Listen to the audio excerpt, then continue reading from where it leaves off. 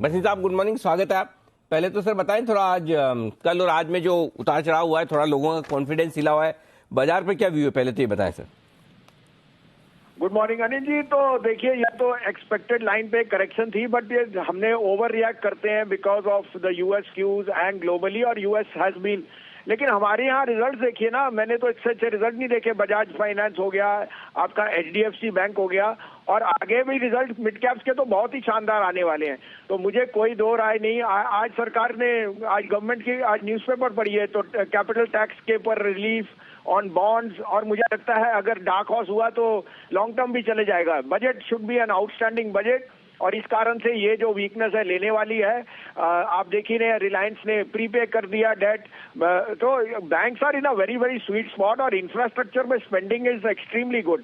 तो आप कहें तो मैं कल के भी पिक्स दे दूं, और आज के भी जो दो मेरे टॉप पिक्स हैं मैं कहूं, लेकिन use this fall to buy, don't get perturbed by global weaknesses. India is an outperformer. आज आपका बॉटम बन जाना चाहिए मेरे हिसाब से। We will not stop before we test 18,400। चलिए, बहुत ही बढ़िया। तो फिर से रिकवरी आएगी, आज नीचे के लेवल पर खरीदारी करने का मौका है, लेकिन क्या क्या खरीदना है ये जान लेते हैं, बताएं सर। तो देखिए अनिल जी, मैं 2 दिन से आपको कह रहा था 3, अब ये बजट पिक्स क्या, ये बजट के सबसे बड़े गेनर्स होंगे। Eicher motor on the back के जितनी रूरल इनकम को रिलीफ आएगा, bullet is now the biggest aspirational vehicle for rural India, not urban, rural. Secondly, जो आपको कहा है, जो उसका सीवी विद वॉल्वो है, that is seeing outstanding business. तो ये 2700 रुपए में आपको पर्टर्ब नहीं होना, लेना है 2950 से 3000 का भाव अराउंड द बजट टाइम। दूसरा, जो आपका आज pure airport play, Delhi has more airport traffic than anywhere in Asia, meaning even higher than Dubai, 3 times Dubai. तो आपको अब 42, 50, 43 में अगर अक्यूमुलेट नहीं करा जीएमआर तो फिर मिस्ड अपॉर्चुनिटी है। बजट तक अब ये 50 रुपीज का टारगेट। तीसरा बेस्ट प्ले, जिसके डिफेंस के वजह से आप हिंदुस्तान एरोनॉटिक्स देख रहे हैं, बाकी सारे पार्ट्स बीईएल बनाती है। BEL will be the biggest beneficiary in this budget on the defence spending, और defence spending is going to be higher than previously allocated. तो 200 से 7 में लेने का मौका है। आज के 2 picks are again infra stroke finance, जो मुझे लगता है आउट परफॉर्म। आप कहें तो मैं शुरू करूं, प्लीज बताएं। तो देखिए, सबसे पहला है Chola finance. I think Chola's numbers will mimic what Bajaj finance is done, and second hand vehicles में बहुत रोबस्ट बिजनेस है। 602-4 में लीजिए, stop loss of 588, target of 625 to 628। दूसरा बाय है जो अनक्वेश्चनेबली बिगेस्ट गेनर होएगा इंफ्रा स्पेंडिंग का एंड पावर का, Cummins, bluest of blue chip, 957 to 959, stop loss of 940, target of 995 to 1000। वो सी लेटर के स्टॉक्स हैं जहां पर आपको खरीदारी करनी है, और वो है आपके लिए चोला फाइनेंस और क्यूमिंस। ये हैं वो 2 स्टॉक्स जहां पर खरीदारी करें। 602-604 की रेंज में चोला खरीदिए, 588 का स्टॉप लॉस, 625 और 628 के टारगेट। क्यूमिंस खरीदिए 957-958 के आसपास, 940 के स्टॉप लॉस के साथ, 995 और 1000 के टारगेट के लिए। धन्यवाद बसिन साहब, ये दोनों ही बेहतरीन पिक्स देने के लिए। आइए, तैयार है सिद्धार्थ सेदानी साहब आपका इस बाजार की कमजोरी में बेहतरीन पोर्टफोलियो बनाने के लिए। वक्त है सिड की सिप का।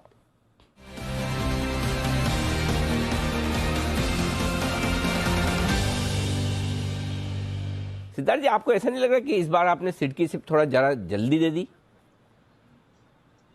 एक आध दिन? Good morning sir. वो जल्दी इसीलिए क्योंकि पिछली सिप थर्सडे को थी, तो एक दिन थोड़ा डीले वहां हो गए थे, गाड़ी वहां डीले चल रही। ओके, तो मतलब पिछली वाली जो डीले थी उसको मेकअप करते हुए सिद्धार्थ जी आज पिछले गुरुवार के बाद अब आज बुधवार को तैयार है अपनी सिप लेकर। बताएं सर, इस हफ्ते की थीम। अनिल जी, इस हफ्ते की थीम आपको बहुत पसंद आएगी। फौलाद है, फौलाद। ये मुड़ता नहीं है ये फौलाद, और ये टूटता नहीं है ये फौलाद। और ये आप तो समझ ही गए होंगे कि ये है मेटल्स की थीम, क्योंकि टूटता नहीं है ये फौलाद, ये है मेटल्स। और मुझे लगता है कि अब मेटल्स इतनी गिरावट के बाद अब चाल बनते जाएगी। तो आज का जो थीम है वो है मेटल मास्टर्स, क्योंकि मेटल में अगर आपको चुनना है तो ऐसे मास्टर्स को चुनना चाहिए जो आपको रिटर्न देके जाएगी। इंडिया तो second biggest crude steel producer है ही, 300 मिलियन टन तक पहुंच सकती है। फिफ्थ लार्जेस्ट आयरन और प्रोड्यूसर है, रिजर्व्स है। और प्रोडक्शन कट जो हो रहा है चाइना में, साथ ही साथ जो रिडक्शन लेवरेज में हो रहा है, प्रॉफिटेबिलिटी बम्पर हो रही है और स्ट्रॉन्ग शार्प रिटर्न्स जो आ सकते हैं वो मेटल से आते हैं, क्योंकि पिछले 2 महीनों में बहुत गिरावट देखी है हमने मेटल्स में। और यूरोपियन यूनियन ईयू ने इंपोर्ट ड्यूटी लगा दी है चाइना पे, रशिया पे, यूएस पे इंपोर्ट करने पे। तो फायदा किसको होगा? इंडिया को, जापान को, ये सब कंट्रीज को होगा। तो मैं मानता हूं कि अभी समय है मेटल्स को चुनने का, इसीलिए तो है मेटल्स मास्टर। पूरा फोकस है और वैसे भी स्टॉक करेक्ट होकर अच्छे लेवल्स पर भी है। तो बताएं सर, कितने शेयर खरीदने, किस अनुपात में खरीदने और कितने रिटर्न के लिए खरीदने? बिल्कुल सर, 4 कंपनियां खरीदनी है, 30-30, 20-20, 100 रुपए आपको लग जाएंगे। पहली कंपनी जो है वो दमदार कंपनी टाटा स्टील पे खरीदारी की जाए। टाटा स्टील पे टारगेट तो बम्पर छप्पर फाड़ है, 1776। जरूर खरीदे Tata steel. Global steel producer है, 34 मिलियन टन की कैपेसिटी आज वर्ल्ड वाइड है, 26 कंट्रीज में ऑपरेशन, टॉप 5 स्टील प्रोड्यूसर है, 10 से 12 हजार करोड़ का केपेक्स किया है ये साल में FY22 में।